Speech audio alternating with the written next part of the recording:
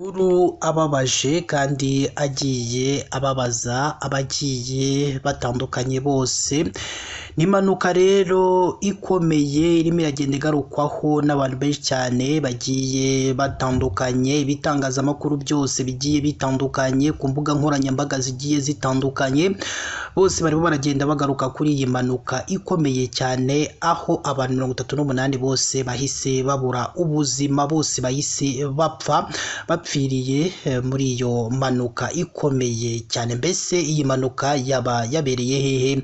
Mbese iyi mpanuka yaba yatewe n'iki? Byinshi rero urimo uragenda wibaza, nibyo tuje kugenda tubasobanurira mu makuru yacu y'uyu munsi. Reka rero dutangire n'iyi nkuru irimo iragenda igarukwaho n'abantu benshi cyane kandi babaje kandi iteye n'agahinda. Naho rero abantu 38 bose bapfuye, abandi 28 barakomereka nyuma y'uko imodoka ebyiri za bisi zigonganye zirebana nuko zirashya zirakongoka. Ibi rero byabereye mu ntara ya Kilimanjaro mu majyaruguru ya Tanzania. Umukuru w'iyo ntara yavuze ko iyo mpanuka yabaye ku mugoroba wo kuri uyu wa gatandatu mu karere ka Same, hariya n'ubundi mu gihugu cya Tanzania niho iyo mpanuka yabereye. Yavuze ko yabaye nyuma y'uko umupine w'imbere w'imwe muri izo bisi uturitse, bituma haduka inkongi itwika izo modoka zombi, bamwe barapfa abandi barakomereka mu buryo bukomeye cyane. Abagera kuri 22 nibo muri 28 bakomeretse bavuwe ndetse basezerewe mu bitaro, mu gihe abandi 6 bakirimo kuvurwa n'abaganga. Iyi mpanuka rero, impanuka zo mu muhanda zica abantu benshi cyane zikunze kubaho cyane muri kino gihugu cya Tanzania, ndetse akenshi zegekwa ku binyabiziga bitujuje ubuziranenge no gutwara nabi ikinyabiziga. Ni impanuka rero twavuga ko yagiye ibabaza abantu benshi cyane bagiye batandukanye. Abantu bose nyine bakomeje kugira ubwoba, namwe murimo muragenda mubibona ku mafoto, murabona ko abantu benshi bari bahagaze bose nyine bareba ibyabereye muri iyi mpanuka. Ni impanuka twavuga ko ari mbi cyane ku rwego rwo hejuru. Namwe murumva ko abantu 38, namwe mu nyumvire, abantu 38 ni abantu benshi, noneho bose bahise baburira ubuzima muri iyi mpanuka ibabaje, muri iyi mpanuka iteye ubwoba ibereye hano mu gihugu cya Tanzania. Ariko murumva ko nyine zimpanuka cyane cyane zituruka ku binyabiziga bitaba byujuje ibisabwa, ku binyabiziga bishaje, ku binyabiziga bitakorewe controle technique, nyine nk'uko amakuru aturuka hariya muri Tanzania akomeza abivuga.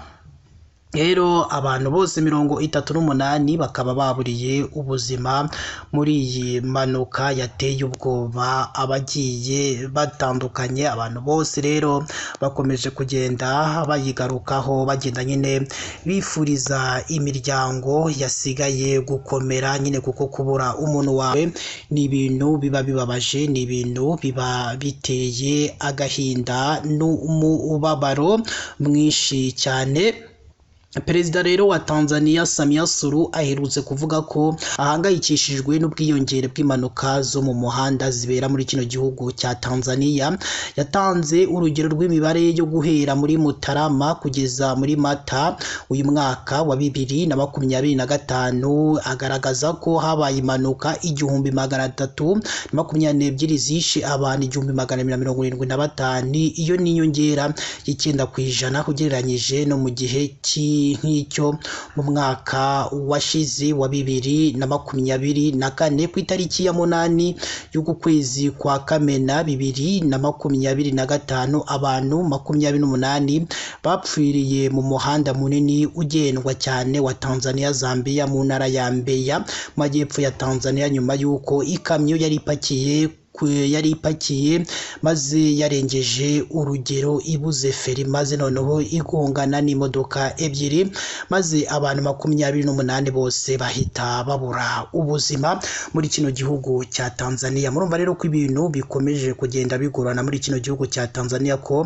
impanuka zirimo ziragenda zitwara ubuzima bw'abagiye batandukanye.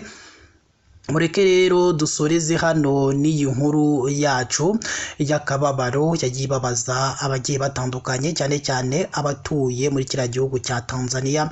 Murumva rero kareka kandi natwe dukomeze twihanganishe imiryango y'ababuze ababo, kandi tunabashimira mwe mudahwema gukurikira amakuru ndetse n'ibiganiro tugenda dutambutsa hano kuri KN Radio. Imana yo mu ijuru ikomeze ibane namwe, kandi mwibuke kureba munsi y'aya makuru murabona ijambo subscribe cyangwa se abone mukandeho n'akazogera kazana kuri mugasiga nako mugakandeho. Icyo gihe muzamushimangiye yuko mugiye kujya mu babambere mu kubona amakuru ndetse n'ibiganiro tugenda dutambutsa umunsi ku munsi. Ikindi kandi mwibuke kuduha ibitekerezo byanyu, haba ari igishima byo dukora, haba ari kitugira inama y'ibyo tugomba guhinduramo mu makuru tugenda tubagezaho umunsi ku munsi. Imana ibane namwe, kandi ababuze ubuzima reka twihanganishe imiryango y'abasigaye.